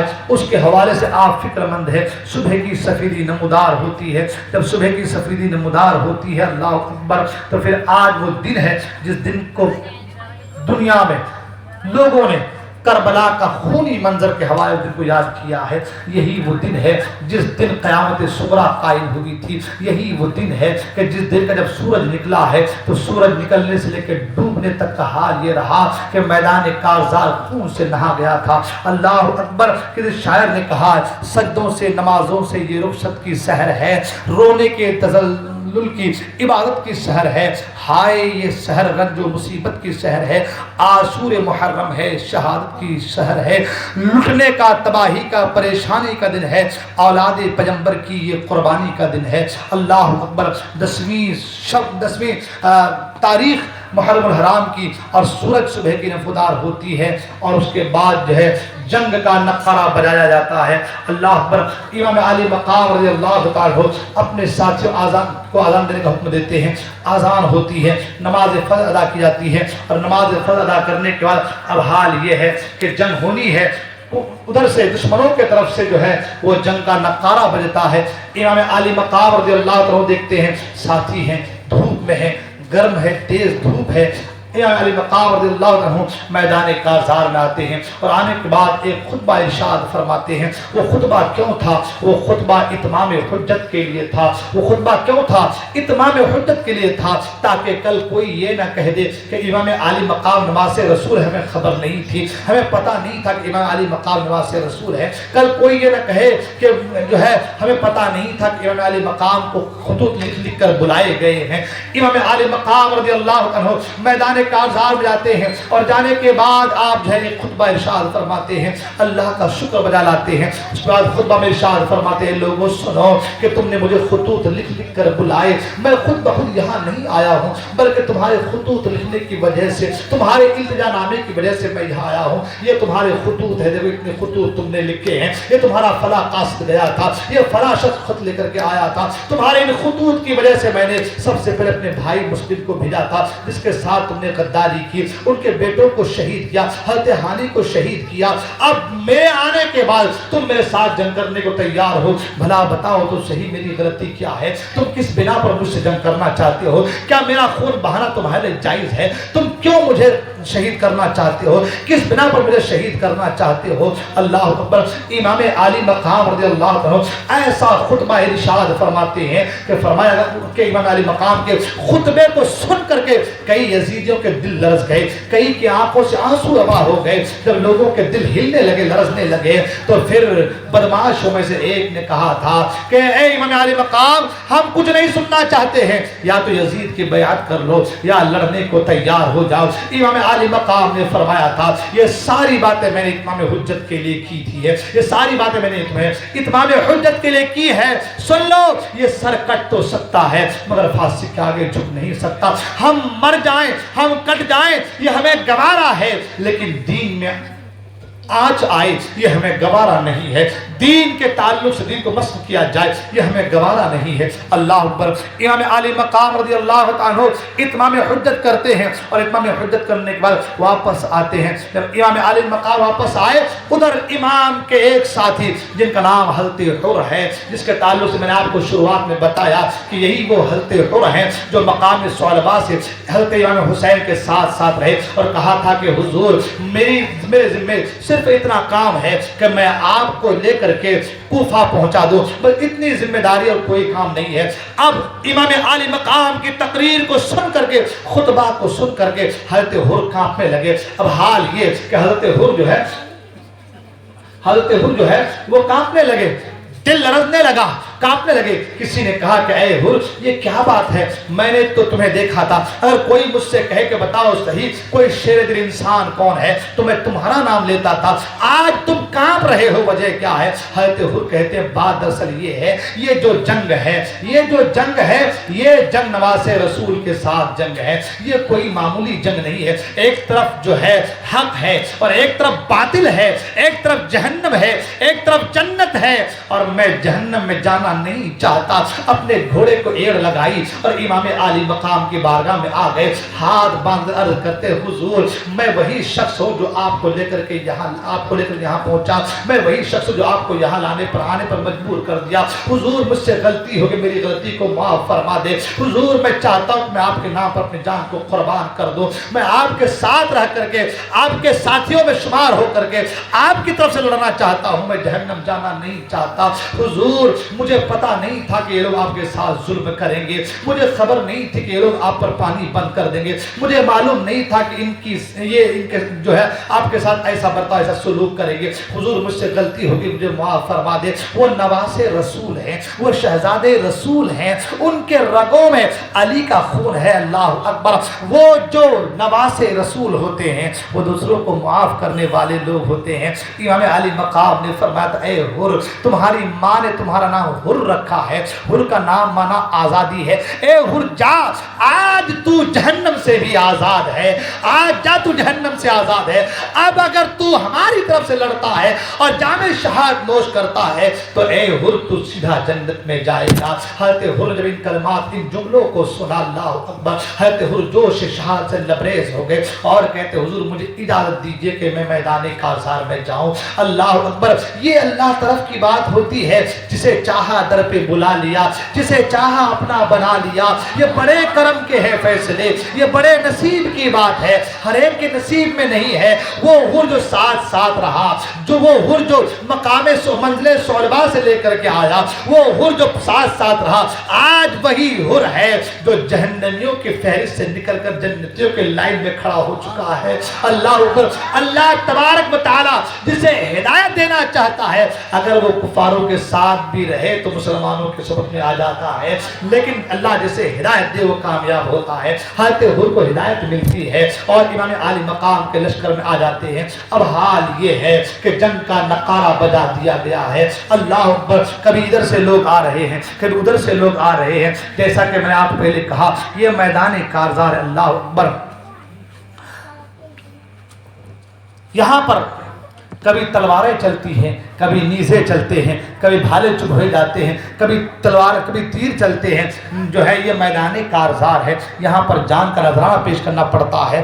جو اللہ اس کے رسول کی رضا کے لیے جان کا نذرانہ پیش کرتا ہے وہ کامیاب ہوتا ہے, اور جو دشمنوں کی طرف سے آتا ہے اللہ اکبر اس کا حال یہاں بھی برا ہے, آخرت میں بھی حال برا ہے. آپ جانتے ہیں یزیدیوں کی طرف سے کچھ لوگ آئے, امام حسین کی طرف سے کچھ ساتھی گئے, جنگ کا جو ہے نقارہ بجا دیا گیا ہے. جنگ شروع ہے. سب سے پہلے یزید لشکر سے زیاد ابن ابی سفیان کا آزاد کردہ غلام یسار اور ابن زیاد کا آزاد کردہ غلام سالم میدان میں آتا ہے اور مقابلے کی دعوت دی, اور ان کے مقابلے کے لیے حضرت حبیب بن مظاہر اور حضرت بری بن حضیر رضی اللہ عنہ آگے بڑھنے لگے. امام عالی مقام ان کو روک دیا. یہ دیکھ حضرت عبداللہ بن عمیر کلبی نے مقابلے کی اجازت طلب کی. حضرت امام عالی مقام نے ان کو اجازت دے دی, اور اب یہ اکیلا نوجوان ان دونوں کے مقابلے میں آتے ہیں. کیا نام ہے؟ حضرت عبداللہ بن عمیر کلبی رضی اللہ تعالیٰ عنہ. اکیلا نوجوان ان دونوں کے مقابلے کے لیے آئے. ان دونوں غلاموں نے آپ سے پوچھا کہ تم کون ہو, تمہارا نام و نسب بتاؤ. آپ نے اپنا نام و نسب بتایا. ان غلاموں نے کہا ہم تمہیں نہیں جانتے, تو ہمارے مقابلے میں زہیر بن قین کو بھیجو یا حبیب بن مظاہر کو بھیجو. اللہ اکبر. اس وقت یسار جو ہے وہ آگے تھا اور سالم پیچھے تھا. حضرت عبداللہ نے کہا او فاحشہ کے بیٹے, او فاحشہ کے بیٹے, تجھے مجھ سے مقابلہ کرنے میں شرم آ رہی ہے. یہ کہتے ایک ہی بار میں یسار کے سر کو اڑا دیا. سالم نے جھپٹ کر حضرت عبداللہ پر حملہ کیا, مگر بائیں ہاتھ سے اس پر ایسا وار کیا حضرت عمر بن عبداللہ نے کہ اسے بھی واصل جہنم کر دیا، جہنم پہنچا دیا۔ اللہ اکبر۔ آپ کی بیوی صاحبہ حضرت ام وہب نے کیفیت دیکھی تو جوش میں آ گئی اور ایک خیمے کی لکڑی لے کر کے آپ کے پاس میدان میں آ گئی اور کہنے لگی میرے ماں باپ آپ پر قربان فدا ہو جائے، آپ لڑتے جاؤ۔ اللہ اکبر۔ یعنی شوہر میدان میں لڑ رہا ہے تو بیوی خیمے کی لکڑی اٹھا کر کے خیمے کی لکڑی اٹھا کر کے میدان میں آتی ہے لڑنے کے لیے۔ کیا ایمانی قوتیں تھی اس دور کی عورتوں میں بھی، اللہ اکبر، کہ میدان کارزار میں ہیں تو لکڑی لے کر کے آئی اپنے شوہر کا لڑنے کے لیے کہ دین کو بچانا ہے تو جان کا نذرانہ پیش کرنا ہے۔ آج ہمارے گھر کی خواتین ہیں، ٹی وی سیریلوں کے علاوہ کوئی چارہ ہی نہیں ہے، موبائل کے سوا کوئی چارہ نہیں، اچھے کپڑوں کے سوا کوئی چارہ نہیں ہے، نماز روزے سے کافی دور ہے، نہ نماز کا پتہ ہے نہ روزے کا پتہ ہے، دن بھر اس کی برائی، اس کی غیبت، اس کی چغلی، یہ باتیں بس اسی میں مصروف ہیں۔ اے میری ماں اور بہنوں، کم سے کم ہمارے اسلاف کی زندگی کا مطالعہ تو کرو، کم سے کم ان نفوس قدسیہ کی زندگی کا مطالعہ تو کرو جنہوں نے اسلام کی خاطر جو جانیں قربان کی ہے۔ اللہ اکبر۔ حضرت عمیر بن کلبی، عبداللہ بن عمیر کلبی کی بیوی لکڑی لے کر کے آتی ہے میدان کارزار میں لڑنے کے لیے اور کہتی ہے میرے شوہر لڑتے رہو اور میں بھی تمہارے ساتھ آ رہی ہوں۔ خیمے سے آواز آئی، اے خاتون چلی آؤ، میدان کارزار میں خاتون کو جانا منع ہے۔ اللہ اکبر۔ حضرت عبداللہ بن عمیر کلبی لڑ رہے ہیں اور لڑتے لڑتے کئیوں کو واصل جہنم کرتے ہیں اور بالآخر اب حال یہ ہوتا ہے کہ چاروں طرف سے مقابلہ ہوتا ہے، چاروں طرف تیروں کی بارش ہوتی ہے اور حضرت عبداللہ بن عمیر کلبی شہید ہو جاتے ہیں۔ آپ کی شہادت کے بعد آپ کی بیوی آپ کے سرہانے آ کر کے بیٹھ جاتی ہیں اور آپ کے چہرے سے گرد و غبار کو صاف کرنے لگتی ہیں اور صاف کرتے ہوئے کہنے لگتی ہیں تمہیں بہشت میں جانا مبارک ہو، اے میرے شوہر نامدار تمہیں جنت میں جانا مبارک ہو۔ یہ سن کر شبل العین کھول گیا اور اپنے غلام رستم سے کہا اس عورت کے سر پر زور سے لوہے کا ڈنڈا مار۔ اس نے سر پر لوہے کا ڈنڈا مارا اور آپ کا سر مبارک بھی، اس کی بیوی کا، حضرت عبداللہ بن عمیر کی بیوی کا بھی سر مبارک پاش ہو گیا اور آپ بھی شہید ہو کر اپنے شوہر کے ساتھ بہشت بری کو پہنچ جاتی ہیں۔ اس طریقے سے دونوں میاں بیوی اللہ کی رضا کے لیے امام حسین کے نام پر جان کا نذرانہ پیش کر دیتے ہیں۔ اس کے بعد حضرت بری بن حضر رضی اللہ عنہ میدان کارزار میں نکلتے ہیں اور اس کے بعد عالم یہ ہے کہ حضرت بری بن حضر رضی اللہ عنہ میدان کارزار آنے کے بعد کہتے ہیں ہے کوئی جو میرے مقابلے کے لیے آئے، جنگ ہو رہی ہے، چاروں طرف تیروں کی بارش چل رہی ہے اور پھر جب چاروں طرف سے تیروں کی بارش ہوتی ہے تو اب حال یہ ہے کہ پھر تیروں کے بارش ہونے کے لیے، تیروں کو لگنے کی وجہ سے حضرت بری بن حضر رضی اللہ عنہ شہید ہو جاتے ہیں۔ اس کے بعد ایک کے بعد دیگر ایک ایک کر کے جانثاران اہل بیت آتے گئے اور جان کا نذرانہ پیش کرتے گئے۔ اب باری آئی حضرت وہب بن عبداللہ کلبی کی۔ یہ بڑے نوجوان اور بعض روایتوں میں آیا ہے کہ آپ کی شادی کو ابھی صرف 17 روز ہوئے تھے، 17 دن آپ کی شادی کی ہوئی تھی۔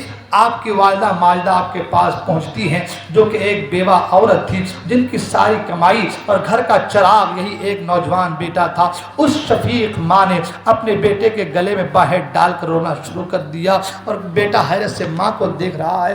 ماں کہتی ہے بیٹا میں نے بڑے ناز و نعم سے تمہیں پالا ہے، تم میرے آخری چراغ ہو، اے میرے لال تم ہی میری زندگی کا بڑھاپے کا سہارا ہو، اے میرے بیٹا تمہارے سوا میرے اس دنیا میں اور کوئی نہیں ہے، اے میرا بیٹا۔ لیکن میں یہ سوچتی ہوں کہ آج نواز رسول تکلیف میں ہے، آج نواز رسول پر حملہ ہے، اے میرے بیٹے میں چاہتی ہوں کہ تم نواز رسول پر اپنی جان کا نذرانہ پیش کر دو۔ اللہ اکبر۔ وہ کیسی ماں ہے، ایک ہی بیٹا ہے جو بڑھاپے کا سہارا ہے، جو آخر وقت کا سہارا ہے، مگر ماں کے دل میں ایمان کی محبت دیکھیں، ایمان کی شمع اگر دلوں میں روشن ہو تو پھر کائنات کی کوئی طاقت اس روشن شمع کو بجھا نہیں سکتی۔ ماں کہتی ہے میرے لال میں چاہتی ہوں کہ امام حسین کے لیے اپنا سب کچھ قربان کر دو۔ اللہ اکبر، اللہ اکبر۔ بیٹا کہتا میران اتنی سی بات ہے، اتنی بات میں آپ رو رہی ہو، خیر کوئی بات نہیں، میں نے شادی کیا ہے، صرف 17 دن ہوئے ہیں، میں اپنی بیوی سے اجازت لے لوں۔ اللہ اکبر۔ ماں کے دل میں گمان سا آ گیا کہ بیوی عورت جو ہوتی ہے ناقص العقل ہوتی ہے، کہیں منع نہ کر دے، اسی شش و پنج میں ہے، مگر وہ حضرت وہب بن عبداللہ کلبی حضرت وہب جو ہے اپنی بیوی کے پاس جاتے ہیں اور کہتے ہیں اے میری بیوی، بات دراصل یہ ہے، امام عالی مقام میدان کارزار میں ہے، میری ماں کی خواہش ہے کہ میں امام عالی مقام کے لیے قربان ہو جاؤں، بتاؤ تم کیا کہتی ہو؟ بیوی کہتی ہے کہ اچھا آپ جو ہے جنت جانا چاہتے مجھے چھوڑ کر کے، میں آپ کو اجازت نہیں دوں گی اس وقت تک جب تک کہ آپ نواز رسول کے سامنے یہ عہد نہ کر لیں کہ جب آپ جنت میں جائیں تو آپ اکیلے نہ جائیں، میرا ہاتھ پکڑ کر مجھے جنت میں لے کر کے جائیں۔ اللہ اکبر۔ حضرت وہب کہتے ٹھیک ہے مجھے گوارا ہے۔ اب ماں بھی ہے جن کا نام بعض روایت میں قمر بتایا گیا ہے، ماں کا نام قمر ہے، بیٹے کا نام وہب بن عبداللہ کلبی ہے، اور پھر ساتھ میں بہو ہے، تینوں مل کر کے امام حسین کی بارگاہ میں آتے ہیں اور حضرت قمر کہتی ہیں حضرت امام حسین سے اے نواز رسول یہ میرا چشم و چراغ ہے، یہ میرا اکلوتا وارث ہے، اے نواز رسول یہ میرے بڑھاپے کا سہارا ہے، مگر میں چاہتی ہوں کہ میرا یہ بیٹا آپ کے نام پر قربان ہو جائے۔ امام حسین فرماتے ہیں قمر تم جس نیت سے آئی ہو اللہ دیکھنے والا ہے، تمہاری نیتیں اللہ جانتا ہے، اپنے بیٹے کو لے کر کے جاؤ زندگی گزارو، تمہارے بیٹے کو قربان کرنے کی ضرورت نہیں ہے، اللہ تمہیں اس کا بدلہ عطا فرمائے گا۔ حضرت قمر کہتے ہیں نواز رسول میں نے تو یہ سنا تھا کہ جو بھی اہل بیت طاہر کی بارگاہ میں آتا ہے خالی ہاتھ نہیں جاتا، آپ مجھے خالی ہاتھ بھیج رہے ہیں، میں چاہتی ہوں کہ میرا بیٹا قربان ہو جائے، میں آپ کے در میں بھیک کے لیے آئی ہوں کہ آپ میرے بیٹے کو جو ہے قبول فرما لے کہ میرا بیٹا اللہ کی رضا کے لیے اللہ کے نام پر آپ کے لیے قربان ہو جائے۔ اللہ اکبر۔ امام حسین سمجھاتے ہیں مگر وہ بوڑھی عورت کہتی ہے، حضرت قمر کہتی ہے کہ ابن رسول اللہ میری اس جو ہے بات کو آپ قبول فرما لیں۔ اللہ کو جب بڑی ضد ہوئی امام عالی مقام نے قبول فرما لیا۔ حضرت وہب کی بیوی کہتی ہیں یا امام عالی مقام میری دو ایک شرطیں ہیں، پہلی شرط تو یہ ہے کہ یہ آپ کے سامنے وعدہ کریں کہ جب کل یہ جنت میں جائیں گے تو اکیلے نہیں جائیں گے، مجھے ساتھ لے کر کے جائیں گے۔ حضرت وہب کہتے ہیں کہ حضور میں وعدہ کرتا ہوں جب میں جنت میں جاؤں گا تو اکیلے نہیں جاؤں گا بلکہ ان کو ساتھ لے کر کے جاؤں گا، اور دوسری بات یہ ہے کہ حضور ان کے انتقال کا ان کے شہید ہونے کے بعد میں چاہتی ہوں کہ آپ مجھے اپنے حرم محترم میں خواتین کی باندی بنا کر رکھ لیں، میں ان کا کام کاج کر دیا کروں، اس لیے مجھے رکھ لیں۔ اللہ کو کیا محبت تھی دین کی، کیا جذبہ تھا اسلام کا، کیا جذبہ تھا دین کا کہ باندی بن کر زندگی گزارنا گوارا اسلام کے خاطر۔ اللہ اکبر۔ شوہر ہے شادی کو صرف 17 دن ہوئے ہیں، آج ہمارا حال دیکھیں کہ بندہ شادی کرے، نمازی تھا شادی کیا، اب حال یہ کہ ایک مہینے تک 2 مہینے نماز غائب، نماز کا شوق نہیں، شادی کے موقع پر ڈی جے کے لئے معاملات، نماز غائب ہے، شادی ہوتی تو کہتے خوشی کا ماحول ہے، خوشی کے ماحول میں نماز کو چھوڑا جا رہا ہے، وہ غم کا ماحول تھا، وہ کربلا کا منظر تھا، اس ماحول میں بھی نماز نہیں چھوڑا جا رہا ہے، اور آج ہم خوشی کے ماحول میں نماز کو چھوڑ دے رہے ہیں۔ گھر میں چھوٹا سا کوئی فنکشن ہو، چاہے عقیقہ ہو، چاہے کوئی چھوٹا سا فنکشن ہو، نماز کو چھوڑ دیا جا رہا ہے۔ نماز کی اہمیت کو آج ہم سمجھ نہیں پا رہے، نماز کا مقام کیا ہے، نماز کی اہمیت کیا ہے۔ کاش ہم کربلا کے داستان کو صحیح معنوں میں جو ہے اس کان سے نہیں بلکہ دل کے کان سے سنتے تو ہمیں احساس ہوتا کہ کربلا میں جو سر کٹایا گیا ہے وہ نماز کے خاطر، وہ عقیدے کے خاطر، وہ ایمان کے خاطر، وہ اسلام کے خاطر۔ لہٰذا اے میرے قوم کے غیور مسلمانوں، نماز کی پابندی کرو، نماز کو ان کے وقتوں پر ادا کرو۔ اللہ اکبر۔ حضرت وہب بن عبداللہ کلبی جو ہے اجازت لیتے ہیں اور اپنی بیوی سے اپنی ماں سے اجازت دے کر کے آپ جو ہے میدان کارزار میں جاتے ہیں، اور جانے کے بعد کہتے ہیں حل من مبارزن، ہے کوئی جو میرے مقابلے کے آئے۔ اب حال یہ کس میں اتنی طاقت اتنی سکت ہے کہ اس کڑیل نوجوان کے لیے لڑنے کے لیے آئے، جو بھی آتا آپ ایک ہی وار اس کے سر قلم کر دیتے تھے، جو بھی آتا تھا ایک ہی وار میں سر قلم کر دیتے۔ ایسا لگتا تھا کہ میدان کارزار میں گاجر مولی کے لوگوں کو کاٹ کاٹ کر رکھ دیا گیا ہے، ایسا ماحول برپا کر دیا تھا وہب بن عبداللہ کلبی نے۔ اللہ اکبر۔ جو ہے ایسا ماحول پیدا کر دیا تھا، کسی میں اتنی سکت نہیں، کسی میں اتنی سکت نہیں کہ وہ تنہا جا کر کے حضرت وہب بن عبداللہ کلبی سے مقابلہ کرے۔ اللہ اکبر۔ حضرت وہب بن عبداللہ کلبی بار بار کہتے ہے کوئی جو میرے مقابلے میں آئے، ہے کوئی جو میرے مقابلے میں آئے، مگر جب کوئی آنے کو تیار نہیں تو آپ نے گھوڑے کی ایڑ لگائی اور دشمنوں کے صف میں گھس گئے، جدھر سے تلوار چلائے صفوں کا صفایا کر دیا، ایسا لگا تھا کہ لوگ گاجر مولی کی طرح کٹ کٹ کر گر رہے ہیں۔ اللہ اکبر۔ آدھا کی طرف سے آواز آئی، ہے کوئی مقابلہ کرنے والا؟ حضرت وہب بن عبداللہ پھر گھوڑا لے کر واپس آئے تو اپنی ماں سے ملنے کے لیے، پھر واپس جاتے ہیں، اور جانے کے بعد جس نے آواز لگائی تھی ایک ہی بار میں اس کے سر کو قلم کر دیتے ہیں۔ حکم بن طفیل غرور کے ساتھ مقابلے کے لیے تیار تھا، حضرت وہب نے ایک حملے میں نیزہ اٹھا کر زمین پر اس سے پٹک دیا، اس کے 2 ٹکڑے کر دیے۔ اللہ اکبر، کسی میں ہمت نہیں تھی کہ حضرت وہب کے مقابلے میں آتا۔ حضرت وہب گھوڑا دوڑاتے ہوئے یزیدی لشکر کے قلب پر پہنچتے ہیں، جو بھی سامنے آیا اس کو نیزے کی نوک پر اٹھا کر زمین پر پٹک دیا۔ اللہ اکبر، آپ کا نیزہ پارا پارا کر دیتا تھا، ایسا لگتا تھا کہ جس پر نیزہ مار رہے اس پار سے اس پار ہو جائے۔ تلوار نکالی اور تلوار جب لڑے تو لوگوں کا حال یہ تھا کہ جدھر گھل جاتے لوگ بھاگنے پر مجبور ہو جاتے تھے۔ یہ حال تھا حضرت وہب بن عبداللہ کلبی کا۔ بالآخر ابن سعد نے کہا اگر ایسا ہی حال رہا تو یہی ایک نوجوان پورے لشکروں کو ختم کر دے گا، لہذا مہلت نہ دو، چاروں طرف سے تیروں کی بارش کر دو۔ چاروں طرف سے تیروں کی بارش ہونے لگی، تلواروں کی بارش ہونے لگی۔ ایک نوجوان ہے، چاروں طرف تیروں کی بارش ہو رہی، تیروں کی بارش ہو رہی ہے، کوئی تلوار چلا رہا ہے، کوئی تیر چلا رہا ہے، کوئی نیزہ چلا رہا ہے۔ الغرض کے لڑتے لڑتے آپ جو ہے زخمی ہو جاتے ہیں، گھوڑے سے نیچے گر جاتے ہیں، پکارتے ہیں کہ اے حسین میری خبر لیجئے۔ اللہ اکبر، امام علی مقام رضی اللہ عنہ حضرت وہب کے جو ہے لاشیں کو لے کر کے خیمے میں لاتے ہیں اور آپ کی والدہ محترمہ حضرت قبر کے سامنے رکھ دیتی ہیں۔ جب والدہ نے دیکھا کہ میرا بیٹا شہید ہو گیا ہے تو سر کو سجدے میں رکھ دیتی ہیں، روتی ہیں، مولا تو نے میری دعا کو قبول کر لی، مولا میری تمنا کو تو نے پوری کر دی، میری خواہش کو پوری کر دی۔ اللہ اکبر، ماں سجدے میں سر رکھ کر خوشی کا اظہار کرتی ہیں۔ اللہ اکبر، یہ حال ہے ان لوگوں کا کہ جنہوں نے اپنی جانیں امام حسین کے لیے قربان کی۔ اللہ اکبر، جب تک جان سارا نے اہل بیت جو ہے رہے، زندہ رہے، کسی بھی اہل بیت اطہار کو میدان کارزار میں جانے کی اجازت نہ رہی۔ اللہ اکبر، یہ حال تھا میدان کارزار کا۔ حضرات محترم، اس کے بعد پھر معاملات ایسے ہوئے کہ جب جان سارا نے اہل بیت ایک ایک کر کے اپنی جان کا نذرانہ پیش کر چکے تو پھر باری آئی علی کے شیروں کی، پھر باری آئی جو ہے نواسے رسول کی، پھر باری آئی اہل بیت اطہار کی، پھر باری آئی ان شیروں کی کہ جن کے رگوں میں علی کا خون دوڑ رہا تھا۔ جب جانثاروں کا یہ عالم تھا، جب جانثاروں کا یہ حال تھا تو مجھے بتاؤ کہ پھر علی کے شیروں کا حال کیا ہونا تھا، میدان کارزار کا نقشہ کیا ہونا تھا۔ انشاءاللہ الرحمن یہاں سے گفتگو آگے کی جائیں گے انشاءاللہ الرحمن۔ کل کا دن جلدی آئیے آپ لوگ انشاءاللہ الرحمن، اور کل جو ہے جلدی سے گفتگو شروع کریں گے۔ آج مجھے ذرا ایک جگہ اور پروگرام میں جانا ہے، انشاءاللہ الرحمن پھر گفتگو ہوگی۔ اللہ تعالیٰ کے بارگاہ میں دعا